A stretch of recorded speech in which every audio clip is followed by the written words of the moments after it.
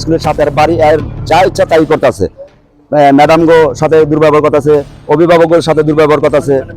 অনেক ম্যাডাম এই জায়গা থেকে গেছে যারা আমরা অভিভাবক আসি একটা কিছু বলার জন্য, সে আমাদের সাথে বহুত উত্তেজিত হয়ে কথাবার্তা বলে। ম্যানেজিং কমিটি যারা ছিলাম বিভিন্ন সময় বিভিন্ন অনুদান দিছি, বাচ্চাদের পড়াশোনা করায়, খাতা কলম কেনার জন্য, ওই পেন্সিল কেনার জন্য, পরীক্ষার ফি এর জন্য, এইসব খাতের টাকাগুলো উনি কোন কোন খাতে খরচ করছে।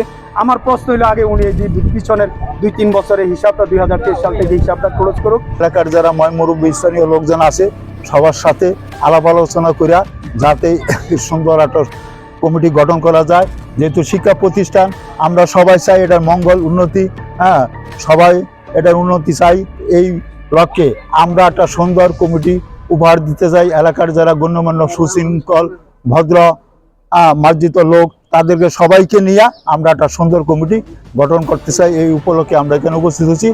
আমাদের এই বাড়ি স্কুলে এই জায়গায় ছাত্রছাত্রী প্রায় 500-র উপরে।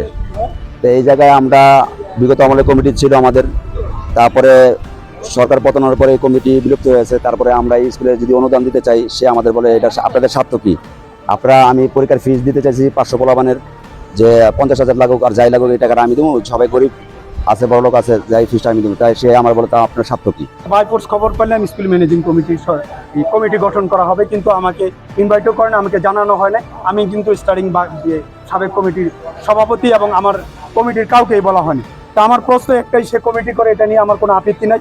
দীর্ঘ 2 বছরে এই স্কুলের উন্নয়ন খাতে গভর্নমেন্ট থেকে যেসব অনুদানগুলো আসছে, বিভিন্ন প্রেক্ষাপটে আমরাও অভিভাবক কমিটির ম্যানেজিং কমিটি যারা ছিলাম বিভিন্ন সময় বিভিন্ন অনুদান দিছি, বাচ্চাদের পড়াশোনা করায়, খাতা কলম কেনার জন্য, ওই পেন্সিল কেনার জন্য, পরীক্ষার ফি এর জন্য, এইসব খাতের টাকাগুলো উনি কোন কোন খাতে খরচ করছে হিসাবটা সবার সম্মুখে প্রকাশ্য, হিসাবটা ক্লিয়ার করুক, তারপরে উনি কমিটি করুক। ব্যাপারে কোনো এর মতন এ করতেছে, টাকা আসতেছে, যাই আসতেছে, আমরা এইটার হিসাব চাওয়ার কারণে সে আমাদের উপরে ক্ষিপ্ত।